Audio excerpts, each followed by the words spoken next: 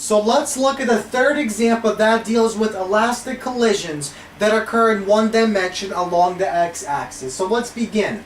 A block of mass 2 kilograms is moving with a velocity of 10 meters per second and collides head-on elastically with a second object initially at rest.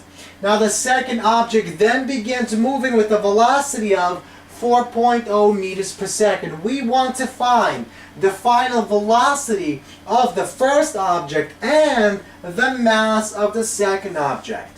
So let's look at our diagrams. Now in our first diagram we have our object M1 with a mass of 2 kilograms moving in this direction along the x-axis in one dimension with a velocity of 10 meters per second, while our object number 2 with some unknown mass is stationary. That means its velocity, its initial velocity, is 0.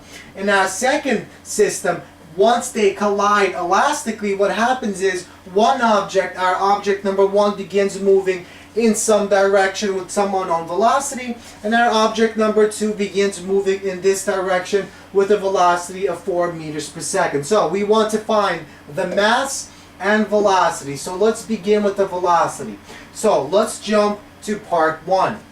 So recall from a previous lecture that I derived this formula, which basically states that the initial velocity of object 1 plus the final velocity of object 1 is equal to the final velocity of object 2 plus the initial velocity of object 2. So in our case, this guy, object number 2, initially is not moving. So that means V2, or V initial for object 2, is 0. So this guy becomes 0. And since this guy is 0, we simply get an equation with one unknown. So we plug in our velocity initial for object 1, 10 meters per second, and we plug in our final velocity for object 2, 4 meters per second. And we bring this guy to this side to solve for our unknown.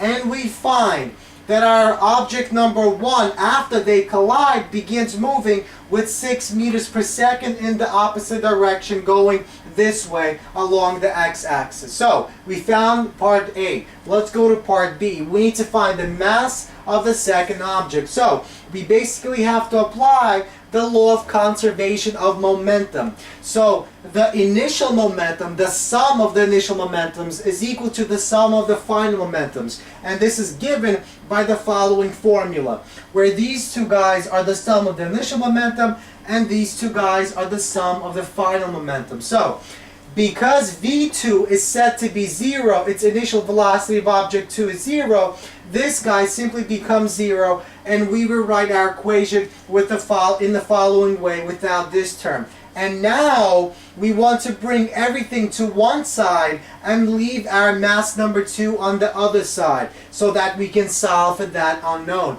because we know every single variable except what M2 is. So let's bring everything to one side and leave the M2 on the left, and we get M1 times V1 minus M1 times V1 prime divided by V2 prime. And since M1 is 2 kilograms, we plug in 2 kilograms for M1. So 2 goes here and here. Likewise, V1 is 10 meters per second, right? And V1 prime is negative 6 meters per second. So we plug that in, making sure we plug in the negative. So that means we get 2 times 10, 20, minus 2 times negative 16. So this becomes positive. So we get 32 on the top and 4 on the bottom, because our final velocity is 4, which is given by this number here. And we get 32 divided by 4. So the mass of object 2 is 8 kilograms.